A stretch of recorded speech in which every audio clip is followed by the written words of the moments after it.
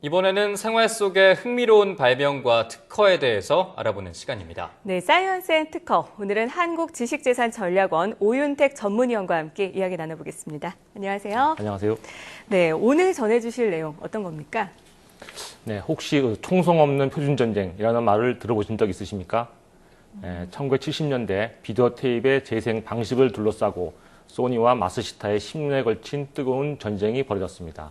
용량이나 화면 선명도 모두 소니의 베타 방식이 우위였습니다만 마스시타가 기술 공개 등을 통한 호환성 확보 전략을 구사하면서 세계 표준은 마스시타의 VHS 방식이 차지했습니다. 네. 덕분에 마스시타는 연 2조 원 이상의 로열티 수입을 벌어들였지만 베타 방식은 시장에서 퇴출됐습니다.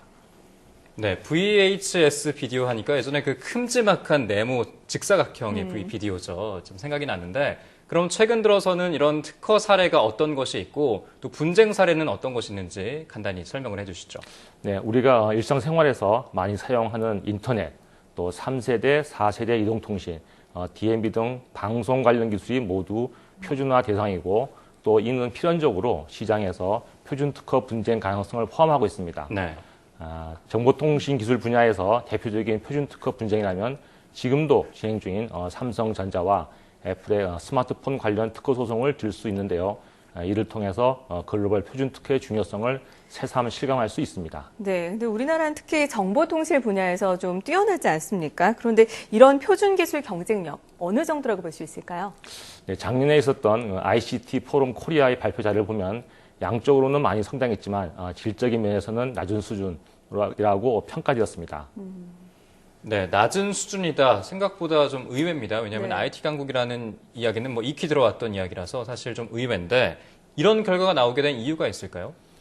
네, 실제로 통신 분야 국제 표준 작업 그룹인 ITU-T의 우리나라 기고서 순위는 중국에 이어서 2위입니다. 네. 또한 국제의장단 의석 수 역시 미국과 중국에 이어서 3위를 차지하고 있고 또 표준 특허 보유도 미국과 일본, 핀란드, 프랑스, 독일에 이어 6위에 랭크되어 있습니다. 네. 하지만 그 보유 표준 특허의 수준과 시장 지배력은 좀 다릅니다. 우리보다 표준 특허 건수가 적은 스웨덴과 네덜란드는 우리나라보다 특허의 질적 수준 지표인 피인용 지수와 시장 확보 지수가 모두 압도적으로 높습니다. 네, 그럼 여기서 궁금해지는 게 연구 개발과 표준 사이에는 어떤 연관성이 있는 건가요? 네, ICT 융합 시대에는 R&D와 표준 간의 연계의 중요성이 더욱 증대되고 있는 추세이고 국제 표준이 세계 시장 선점의 전략적 도구로 활용되면서 기획, 다음에 R&D, 다음에 표준 개발, 또 표준 인증 확산의 사이클이 일반화되고 있습니다.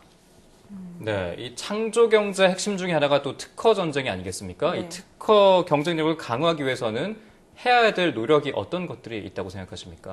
네, 이제 그 표준 특허는 미래 시장 표준 창출 및 선점을 위한 핵심 수단으로 인식되고 있습니다. 그렇지만 국내에서 표준화 활동 및 표준 특허 확보를 위한 실질적인 노력을 기울이는 기업과 연구소는 극히 일부입니다. 따라서 정책적 지원과 함께 더 많은 기업과 연구소의 인식 전환이 요구된다고 하겠습니다. 네, 기업이나 연구기관의 지속적인 관심과 노력을 통해서 표준 경쟁력을 강화해서 우리나라가 기술 로열티 흑자국이 될 수 있기를 기대를 좀 해봐야겠습니다. 자, 그럼 여기서 잠깐 이번 주에 어떤 특허 뉴스가 있는지 살펴보고 계속해서 이야기 나눠보겠습니다.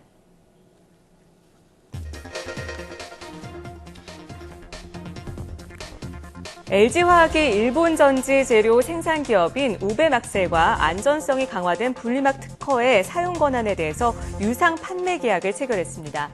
안전성 강화 분리막은 리튬이온 배터리 안전성을 결정짓는 핵심 기술입니다. 애플과 구글이 현지 시각으로 지난 16일 스마트폰 기술에 대한 상호 특허 전쟁을 모두 끝내기로 했다고 발표했습니다. 노키아가 벤처캐피털 자회사인 노키아 그로스 파트너를 통해 1억 달러 규모의 커넥티드 카 펀드를 조성한다고 밝혔습니다.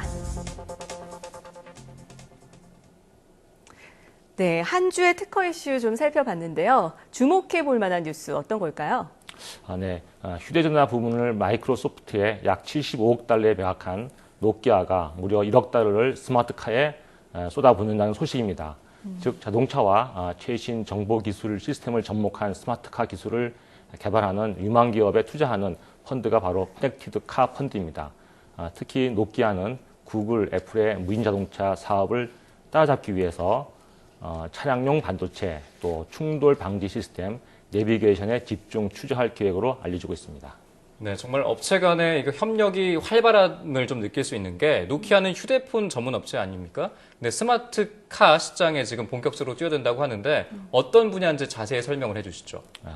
1980년대 국내에서도 큰 인기를 끈 미국의 한 드라마에서 주연 배우 못지않게 시청자들의 눈길을 사로잡은 것이 바로 그의 자동차였습니다. 네. 이 차량에는 온갖 신기한 기능이 있어서 사람 목소리로 운전자에게 이것저것 안내하는가 하면 또는 전방 또는 후방에 장애물이 있으면 신호를 보내주기도 했습니다. 당시에는 영화적 상상력이 가미된 요소들이었지만 20년이 지난 지금 이거는 이제 현실적으로 우리가 타고 다니는 자동차에서 일반적인 기능이 됐습니다. 이러한 그 다양한 정보통신 기술이 적용된 자동차를 스마트카라고 부릅니다.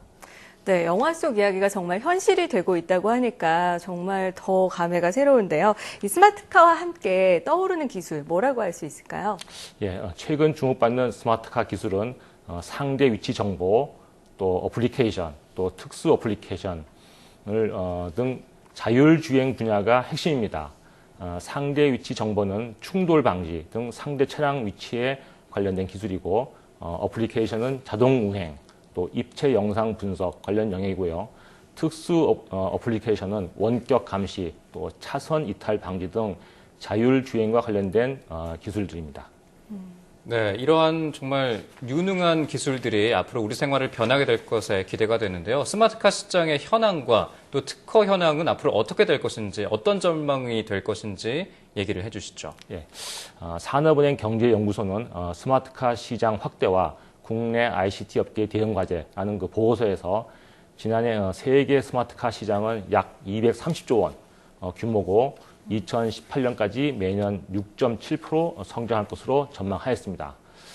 그리고 전자신문 미래기술연구센터와 특허 분석 전문 기업이 공동 분석한 IP노믹스 자료에 의하면은 혼다는 스마트카 관련 특허를 약 454개 보유해서 자동차 업체 중에서 가장 양쪽으로 강력한 특허 포트폴리오를 구축했고요. 네. 또한 최근 3년 특허 보유수를 보면은 2012년에 44건의 특허를 확보한 도요타가 그 개발 움직임이 굉장히 돋보이는 그런 상황입니다. 네, 이 한국의 완성차 기술은 세계 최고 수준이라고 할 수 있지만 스마트카 기술에 있어서는 좀 낮은 평가를 받고 있는데요. 우리나라가 하루빨리 세계 시장을 선도할 수 있기를 기대해 보겠습니다. 자, 지금까지 한국지식재산전력원 오윤택 전문위원과 함께 스마트카 시장에 대해서 살펴봤습니다. 오늘 말씀 고맙습니다. 감사합니다.